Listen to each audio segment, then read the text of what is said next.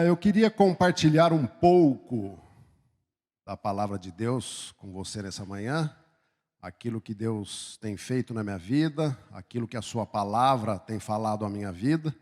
Alguém disse que compartilhar é comer o pão junto.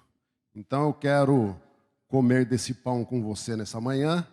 Afinal de contas, Jesus disse que Ele é o pão da vida, então é desse pão que a gente vai comer nesta manhã. Eu estava logo cedo orando e pensando nas minhas 3 folhas de estudo aqui, mas fica tranquilo, porque eu nunca sigo o que eu escrevo, mas enfim, pensando sobre essas coisas, e eu lembrei de uma frase de C.S. Lewis, que diz assim: eu, com Deus, sou maioria.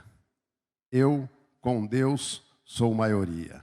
Então, meu irmão, minha irmã, a gosto de Deus, ande com Ele, que você sempre estará em maioria. E a frase me fez lembrar do reverendo Jonas Dias Martins. Ele foi antecessor do reverendo Messias lá em Londrina. E o reverendo Jonas, lá em Londrina, foi uma sumidade, né? Uma personalidade. Tem escola em Londrina com o nome do reverendo Jonas, o sínodo da IPI lá, chama Sino do Reverendo Jonas Dias Martins. Mas antes de ir para Londrina, o reverendo Jonas, quando se formou em 1935, eu não era vivo ainda não, tá? Apesar da minha barba branca. Mas quando ele se formou, ele foi ser missionário, um pastor itinerante ali de IEP. Para quem não sabe onde é IEP, é na região de Assis, fica descendo Bastos, na reta ali, vizinha de 1º de Maio, né? Do lado de cá, IEP, do lado de lá do Rio Paranapanema é 1º de Maio. E IEP e 1º de Maio tem uma coisa em comum, que é o pastor Valdir. Mas o que o pastor Valdir tem a ver com a IPI de IEP? Não sei se ele sabe, mas um dos fundadores da IPI de IEP é parente dele, foi parente dele, parente da dona Gercei, da Vânia e do pastor Valdir. Um dos Santanas era presbítero na época e junto com outro presbítero e pastor, eles fundaram a IPI lá em IEP. Então, o reverendo Jonas chega para pastorear aquela região e ele andava muito bem trajado, com o seu fato completo, né? Paletó, enfim, o cara era bem chique. O pastor Jonas, ele pregando um dia ali naquela região, ele resolveu ir embora no lombo do seu cavalo à noite. 2 caboclos resolveram assaltar o reverendo Jonas. Esperaram ele numa curva lá na estrada, e assim que o reverendo Jonas chegou, se deparou com os 2, e ele achou estranho, porque os 2 arregalaram os olhos e saíram em disparada. O reverendo Jonas não entendeu nada, mas enfim, continuou a viagem dele. O tempo passou, um dia ele estava novamente pregando na região, entra um dos caboclos na igreja e fala para ele: o senhor lembra o dia que o senhor estava viajando e tinha 2 assaltantes te esperando numa curva para te assaltar? Ele falou: lembro. E o senhor lembra que a gente fugiu? Ele falou: lembro. Não entendi por quê. Ele falou: porque quando o senhor chegou, a gente se assustou porque tinha 2 homens de branco, muito grandes, cada um do seu lado, e a gente então partiu em disparada, né? Então, o que eles viram, né? Eles viram 2 anjos que estavam com ele, protegendo ele na viagem, à noite, no lombo do cavalo, e isso mostra que Deus está sempre conosco. Naquele momento eles eram em 2 e o reverendo Jonas estava em 3. Então o reverendo Jonas, naquele momento, apenas ele era maioria diante dos assaltantes. Então fica bem clara a frase de C.S. Lewis. Mais uma vez, ele é assertivo na frase, né? Então, se você, meu irmão, minha irmã, estiver com Deus, você sempre estará em maioria. Não tenha medo. A gente conversava esses tempos no nosso pequeno grupo e eu até lembrei essa história do reverendo Jonas para eles. E aí o comentário foi que às vezes a gente anda na estrada e vê um carro parado, precisando de socorro, e a gente não para porque a gente tem medo. Então não tenha medo porque você sempre estará em maioria. Ajude a quem precisar. Eu quero então ler a palavra de Deus no primeiro livro dos Reis, no capítulo 17, versículos de 1 a 6. Acompanhe comigo a leitura aí. Diz assim: um profeta chamado Elias, de Tisbé, na região de Gileade, disse ao rei Acabe: em nome do Senhor, o Deus vivo de Israel, de quem sou servo, digo ao Senhor que não vai cair orvalho nem chuva durante os próximos anos, até que eu diga para cair orvalho e chuva de novo. Então o Senhor disse a Elias: saia daqui, vá para o leste e esconda-se perto do riacho de Querite, a leste do rio Jordão. Você terá água do riacho para beber, e eu mandei que os corvos levem comida para você ali. Elias obedeceu a ordem do Senhor e foi e ficou morando perto do riacho de Querite. Ele bebia a água do riacho e os corvos vinham trazer pão e carne todas as manhãs e todas as tardes. Os livros de Reis, 1º e 2º, ele trata também a respeito dos reis. Mas o livro dos Reis, ele trata da soberania de Deus. Ele fala sobre a soberania de Deus. Porque Deus escolheu o povo e ele é o rei do povo. Só tinha rei porque o povo ficou perturbando o profeta Samuel para que tivesse rei. E você conhece a história, o primeiro rei de Israel foi Saul. E então ali começa a história de Israel na monarquia, né? Só para ter um comparativo, a monarquia mais duradoura e famosa que a gente tem atualmente é na Inglaterra. E na Inglaterra passa de pai para filho, né? O avô da rainha Elizabeth foi rei, o pai dela foi rei, ela é rainha, né? Já faz uns 200 anos, vai durar mais uns 200. Se o príncipe Charles estiver vivo, ele vai ser rei, aí vai ser o William, e assim sucessivamente. É a linha, os filhos se tornam reis. Não era assim em Israel. Israel era uma bagunça, né? Não era de pai para filho. Se eu não estiver enganado, o único filho que assumiu foi Salomão, né? Davi foi rei, depois foi Salomão. E então não tinha muito essa coisa de o filho. Até tinha, mas aí lá o general do exército dava um golpe de estado e se tornava rei, enfim. O livro dos Reis, então, vai falar sobre as falhas dos seres humanos, vai mostrar a verdade nua e crua de quem eram os reis e seus pecados, claro, aquilo que eles fizeram de bom, mas também aquilo que eles fizeram de ruim, né? Então, o livro dos Reis mostra a soberania de Deus sobre o povo. E aqui nós temos Acabe. Quem foi Acabe? Acabe foi um rei próspero. Acabe foi rico, o país era rico, o país ia bem, ele fez um monte de obra em Israel, o cara realmente fez muita coisa boa. Mas no capítulo anterior, no capítulo 16, vai dizer que ele foi o pior rei de Israel. Não foi um dos piores. Acabe não foi lá aquelas coisas, ele está entre os ruins. Não, ele foi o pior. Por que ele foi o pior? Porque Acabe, apesar de ter sido um bom rei nesse quesito que eu acabei de dizer aí, das construções, de Israel ter crescido no tempo dele, mas Acabe, ele promoveu a idolatria. Acabe construiu um templo para Baal em Samaria. Acabe construiu postes ídolos para o rei, para o deus Aserá no país todo. Acabe levou o povo à idolatria. Acabe se afastou de Deus e fez com que o povo se afastasse de Deus. Acabe foi casado com uma mulher que aquela mulher, numa época, ela foi até sinônimo de coisa ruim, né? Quando as amigas se juntavam, que ia falar de uma outra lá, né? Uma outra que era meio venenosa, que era meio serpente, elas falavam assim, aquela lá é uma Jezabel, né? Então Jezabel, que era uma princesa pagã, foi esposa de Acabe. Jezabel sustentava 850 profetas dos deuses Baal e Aserá, né? E, claro, com o dinheiro de Israel, né?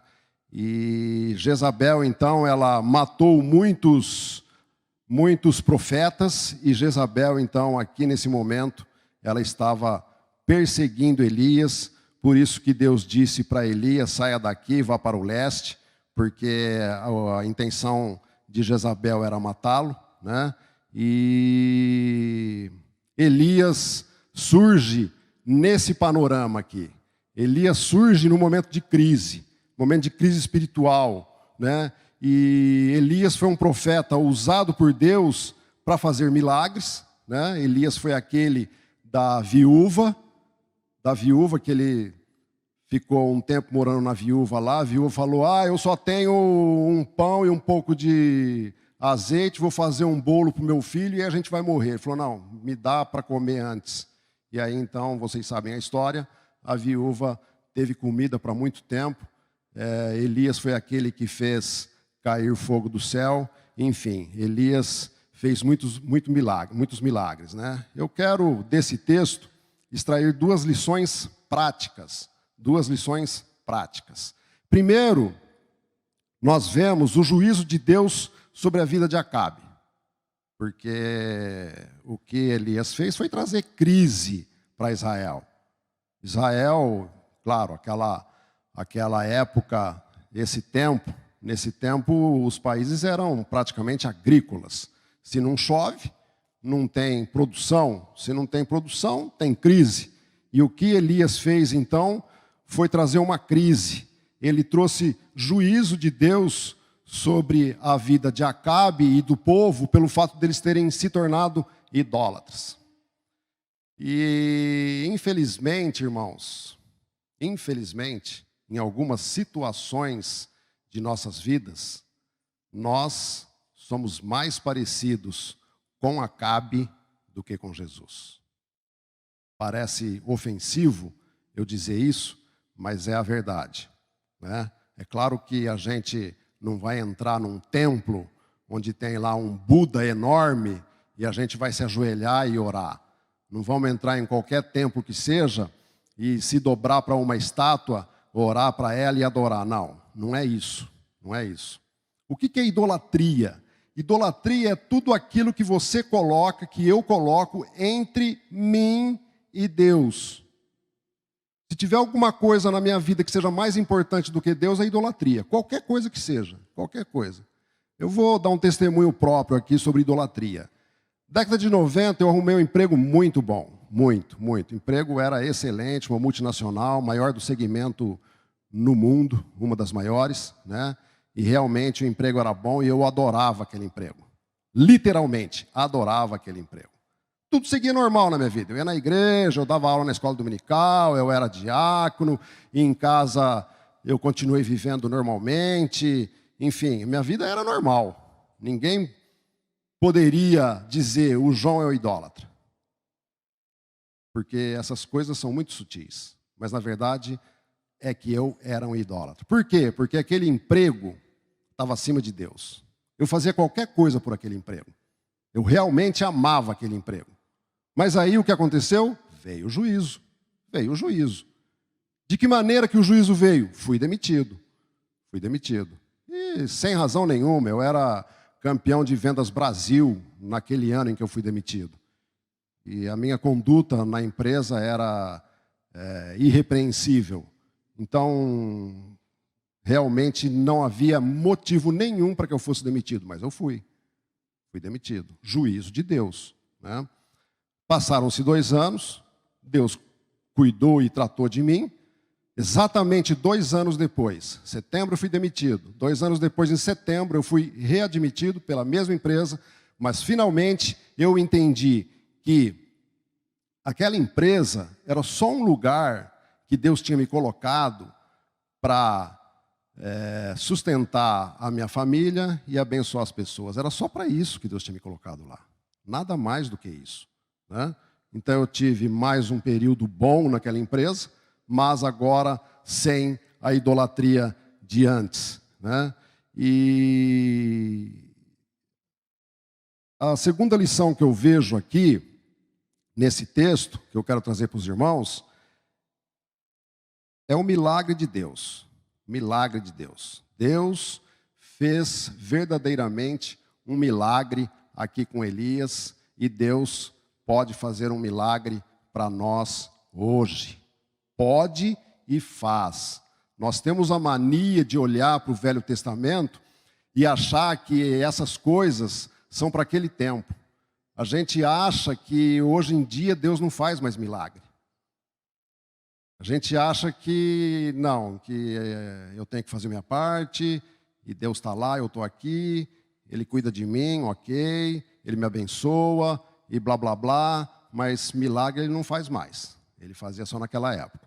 O milagre que Deus fez aqui, primeiro, os corvos que Ele mandou para alimentar Elias, os corvos eram aves impuras para os judeus. Começa por aí.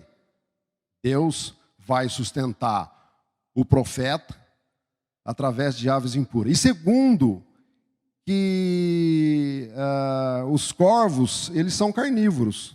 Eles são carnívoros. Então, como diz o ditado, dá milho para bode, né? Imagina que você deu uma espiga de milho para um bode e espera que o bode leve a espiga ali na rua, nem muito longe. Ó, bode, leva essa espiga lá. Não chega, porque o bode vai comer. Era a mesma coisa, então, com os corvos, né? E ele, além de tudo, Deus o protegeu, porque ele foi jurado de morte, né? Estava sendo perseguido. E também foi num momento de crise isso aí. Isso aí foi num momento que a crise vem sobre o país e Elias não tem falta de nada. Não tem falta de nada, né? Ele foi cuidado por Deus e Deus não deixou que nada faltasse para ele, e foi verdadeiramente um milagre, foi assim uma coisa sobrenatural, né? E será que acontecem milagres sobrenaturais hoje em dia? Sim, a gente já viu muito, né? Gente que era para ter sido atropelada e de repente surge alguma coisa e ela livra da morte. A gente vê no YouTube aí algumas dessas coisas, né? Mas e na prática, na nossa vida, na nossa comunidade? Será que Deus tem feito? Deus já fez um milagre na sua vida?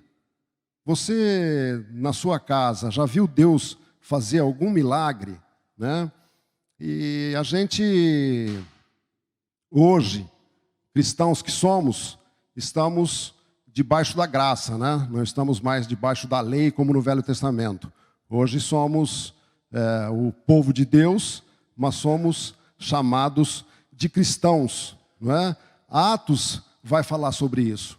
Lá em Atos, os cristãos, antes de serem chamados cristãos, eram chamados de crentes, né? Então, o povo via, os crentes. Aí os gregos viram, chamaram de cristãos. Olha só que definição bacana de cristão que eu achei aqui. Cristão é um diminutivo. Cristão significa pequenos cristos. Todo mundo sabe disso. Mas olha só, pequenos cristos, dando o sentido de que o cristão deve ser uma cópia submissa de Cristo. O cristão tem que ser uma cópia submissa de Cristo. A designação não está relacionada à religião de alguém, mas sim à identidade que essa pessoa tem com a pessoa de Cristo. A designação não está relacionada à religião de alguém. Alguém não é cristão porque vai na igreja católica. Alguém não é cristão porque congrega aqui com a gente, é presbiteriano. Alguém não é cristão porque vai em alguma comunidade, enfim. Alguém não é cristão por causa disso. Alguém é isso porque é cristão. Nós estamos aqui, nós somos hoje, somos presbiterianos porque nós somos cristãos. Por isso, é o inverso. Pode ter presbiteriano que não seja cristão? Pode. A pessoa vive a vida inteira dentro da igreja, mas não é um cristão, né? Assim como um cristão também não necessariamente tem que ser adepto dessa ou de outra denominação. Não existe isso. Um cristão é cristão porque ele se submete a Cristo. Um religioso, ele pode ser um religioso sem ser cristão, né? Esses tempos, estava conversando com a minha mãe e ela contava sobre alguém que tinha dado um escândalo, E ela falou, nossa, mas aquela pessoa é crente. Eu falei, mãe, pelas obras que ela faz, ela não é crente, ela só vai na igreja. Aquela pessoa só é presbiteriana, ela não é crente, né? Então pode acontecer isso. O próprio Jesus falou, o joio do trigo. Quem já viu, não sabe a diferença, quem já viu joio e trigo. Quem já viu joio e trigo não sabe a diferença de um e de outro. Por isso que Jesus deu o exemplo do joio e do trigo. Mas, então, hoje, nós estamos debaixo da graça e Jesus vai dizer o seguinte, lá no capítulo 14 de João, no versículo 12, ele diz, eu afirmo a vocês que isso é verdade, quem crê em mim fará as coisas que eu faço e até maiores do que estas, pois eu vou para o meu Pai. Ok, como que eu posso fazer uma obra maior do que a dele se ele já foi para o Pai? E no 16 do mesmo capítulo, ele diz, eu rogarei ao Pai e ele vos dará outro Consolador, a fim de que esteja sempre convosco. Quem é o Consolador? Nós sabemos que o Consolador é o Espírito Santo. Quem é o Espírito Santo? O Espírito Santo é o representante de Jesus aqui na terra. A gente fala, Jesus fez isso, Jesus fez aquilo outro, mas, literalmente, quem está fazendo é o Espírito Santo. Mas o Espírito Santo, sendo o representante de Jesus, é Jesus quem está fazendo. Ok, mas de que maneira? De que maneira que Jesus faz isso? Veja lá em 1 Coríntios 6,19. Será que vocês não sabem que o corpo de vocês é o templo do Espírito Santo, que vive em vocês e lhes foi dado por Deus? Vocês não pertencem a vocês mesmos, mas a Deus. Primeiro, essa casca que eu tenho aqui, que é o meu corpo, é o templo do Espírito Santo. É aqui que ele mora. Isaías vai dizer que Deus não habita em templos feitos por mãos humanas. Ele está dizendo isso aqui, ó. Esse prédio aqui, esse prédio com as paredes, com os tijolos, enfim, com o piso. Deus não habita aqui, não é aqui a habitação de Deus. A habitação de Deus é aqui, é dentro de nós. E como é que então Jesus faz a obra? Ou como eu farei as obras maiores do que Jesus? Jesus, quando esteve aqui, ele tinha o próprio corpo dele, como é o nosso.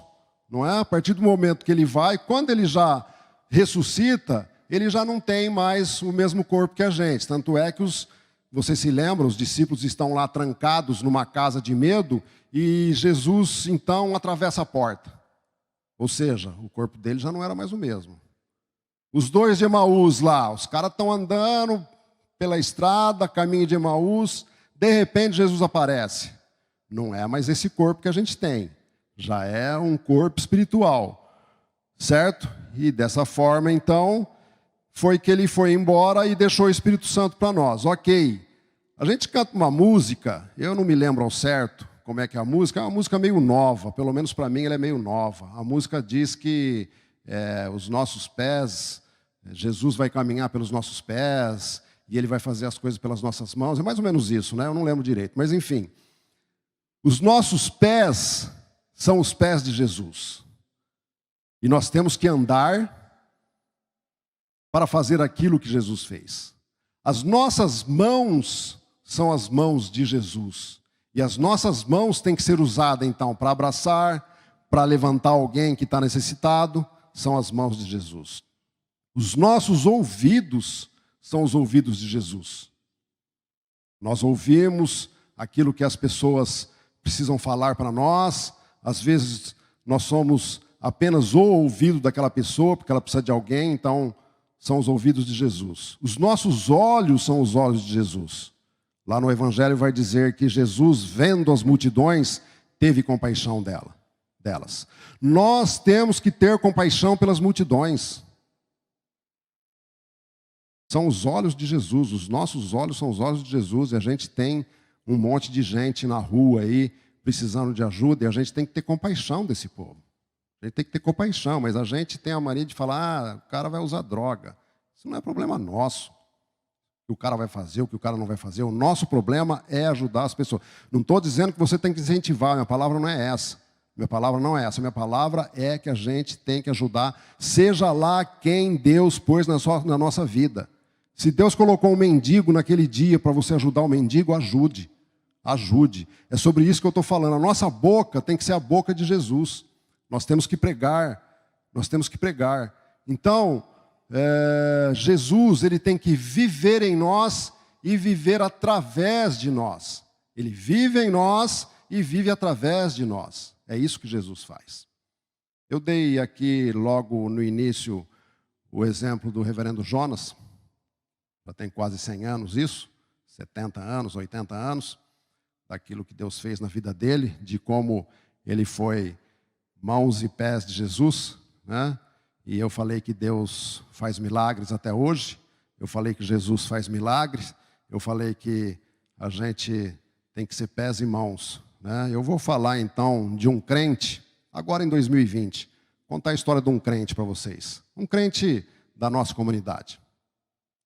O sujeito tem lá uma empresa bem pequena, um escritório praticamente. Veio o Covid e ele, então, perdeu todo o sustento dele, porque os contratos que ele tinha para prestar serviço foram todos adiados. Adiados, naquele momento, não sabia para quando, mas enfim, foram adiados para o ano que vem, para o final do ano, mais ou menos isso. E com isso, contrato adiado não tem pagamento. No contrato, não tem contrato, não paga, né? Então a gente ouviu de gente que perdeu 30%, 50%, 70%. Esse irmão perdeu, foi logo 100%. 100%. Aí ele fez só aquilo que ele poderia ter feito. Ele foi lá no quarto dele, ajoelhou, orou mais ou menos assim: Deus, está aqui a minha situação, o senhor sabe. Eu preciso de sustentar a minha empresa e a minha casa. Então eu te peço que o senhor mande novos clientes, para que, fazendo novos contratos, eu tenha o meu sustento.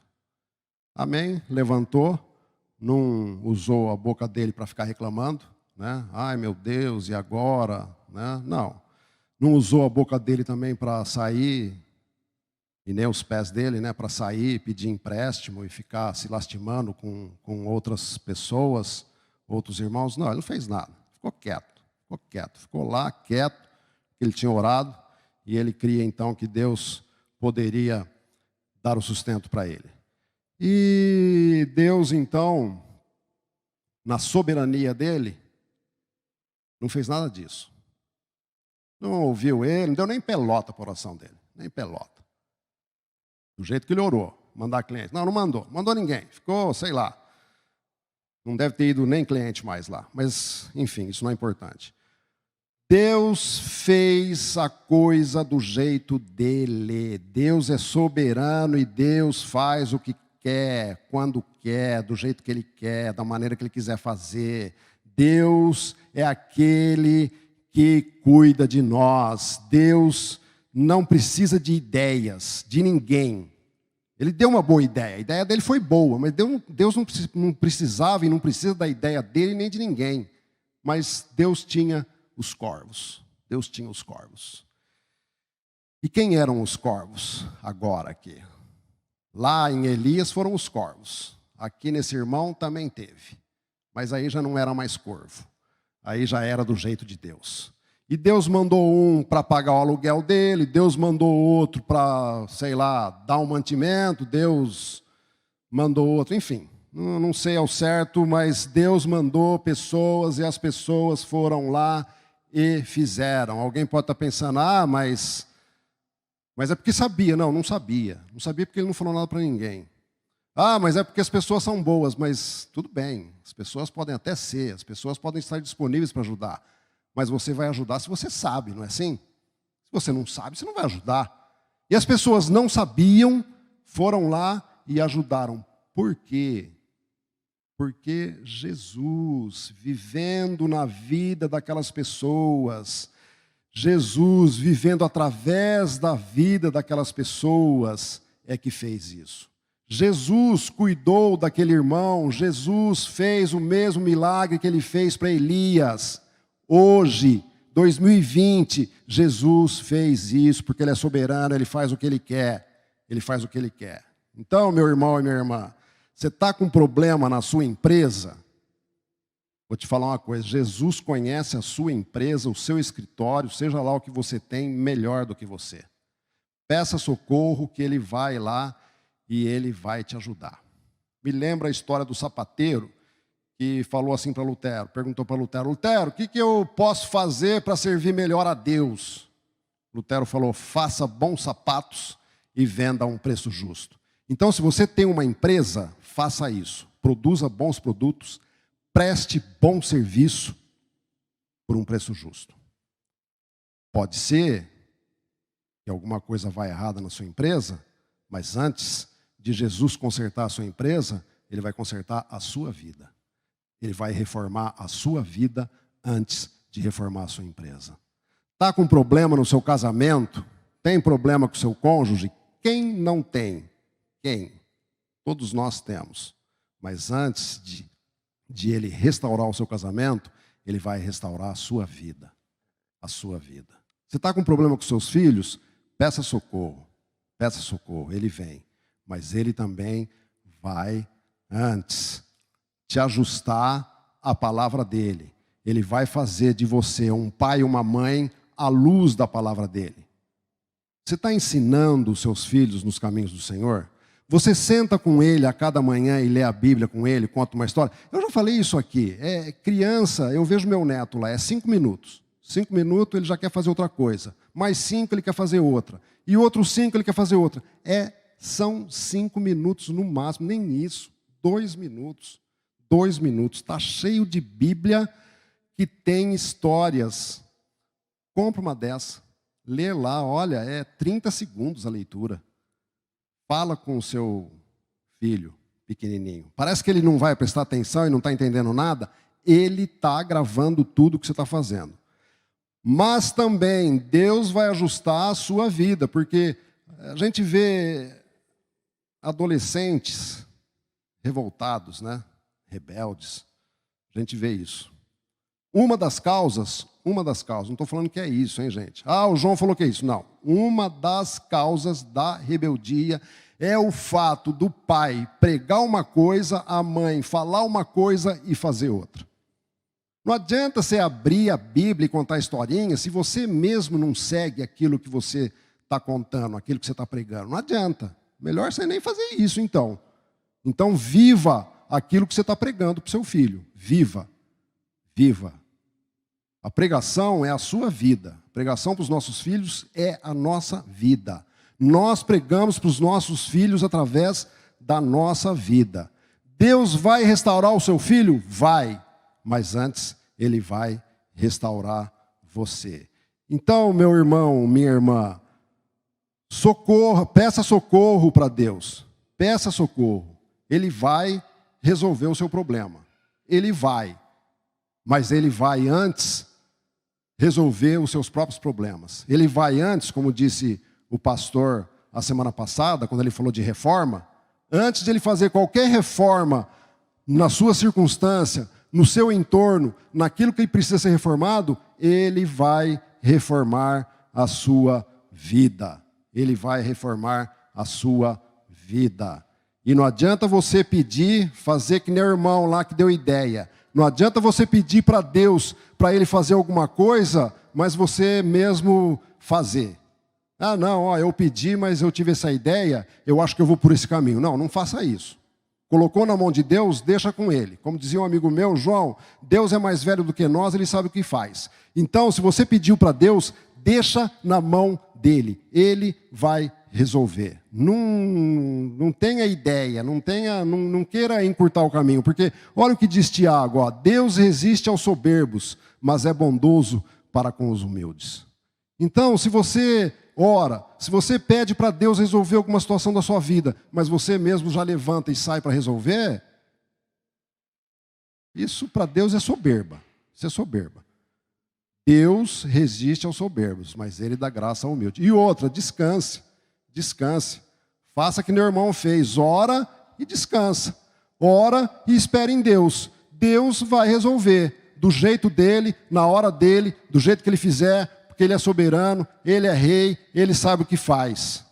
Se você está trilhando no caminho errado, você está na avenidona lá, você está indo para, sei lá, para a Zona Sul, mas a avenida está te levando para a Zona Norte. Você tem que fazer o quê? Você tem que pegar a primeira rotatória e voltar. Não é assim que funciona? Na vida espiritual funciona exatamente assim. Você está no caminho errado? Está no caminho errado? Retorne. Se você está no caminho errado, se você quer pegar o caminho certo, eu vou te falar. Logo à frente ali, ó, você está caminhando errado, certo? À frente, pertinho de você tem uma rotatória. Tem uma rotatória. Essa rotatória chama Espírito Santo. É a rotatória Espírito Santo. Entre nela, entre nela. Assim que você entrar na rotatória, que você já está com intenção de voltar para o caminho certo, ele vai te fortalecer, ele vai te ajudar, ele vai te estender a mão, ele vai fazer aquilo que você precisa, mas volte. E aí quando você voltar, ande com Jesus. Ande a gosto de Deus. Seja um Jesus na vida de alguém. Seja um Jesus na vida de alguém. Deixe que Jesus viva em você e através de você. É isso e para isso que nós somos chamados. Nós somos pequenos cristos. Nós temos que fazer aquilo que Jesus fez. Nós temos que andar de acordo com os mandamentos. João fala na primeira carta o seguinte: quem ama Deus obedece os seus preceitos, obedece os seus mandamentos. E os seus mandamentos não são difíceis. Você ama Deus? Obedeça os mandamentos dele. Obedeça os mandamentos dele. Ande com Deus. Ande de acordo com aquilo que Deus tem para você. Você vai continuar tendo problema? Quase certo que sim. Mas a mão dele vai estar sempre estendida para te levantar e para te ajudar. Amém? Vamos orar. Senhor, nós somos gratos pela Tua palavra, nós somos gratos por aquilo que o Senhor tem feito em nossas vidas, nós somos gratos porque o Senhor é esse Deus que se preocupa com nós, porque o Senhor é esse Deus que nos ajuda, o Senhor é esse Deus que nos socorre. Nós somos gratos porque o Senhor tem tido cuidado de nós, da nossa casa, da nossa família, do nosso emprego, da nossa empresa. Enfim, o Senhor tem cuidado de tudo aquilo que diz respeito às nossas vidas. E nós te agradecemos. Eu quero te pedir que o Senhor nos ajude, que o Senhor nos fortaleça para que a gente caminhe contigo. Nós queremos caminhar contigo, mas até para isso nós precisamos que o Senhor nos ajude, que o Senhor faça isso em nossas vidas. Então eu te peço que o Senhor nos fortaleça para que a gente caminhe contigo, para que a gente ande contigo a cada dia. Vem fazer isso em nós, ó Pai. Te peço pela semana, que o Senhor abençoe a semana de cada um. Te peço que o Senhor dê ordem aos seus anjos para que os seus anjos estejam na casa de cada um agora. E te peço que o Senhor abençoe o teu povo, que o Senhor guarde o teu povo, que o Senhor resplandeça o seu rosto sobre o seu povo, que o Senhor tenha misericórdia do seu povo e que o Senhor dê a paz ao teu povo. É o nosso pedido, já agradecido, em nome de Jesus. Amém. Tenham todos uma ótima semana debaixo da graça e da paz do nosso Senhor Jesus Cristo. Um abraço.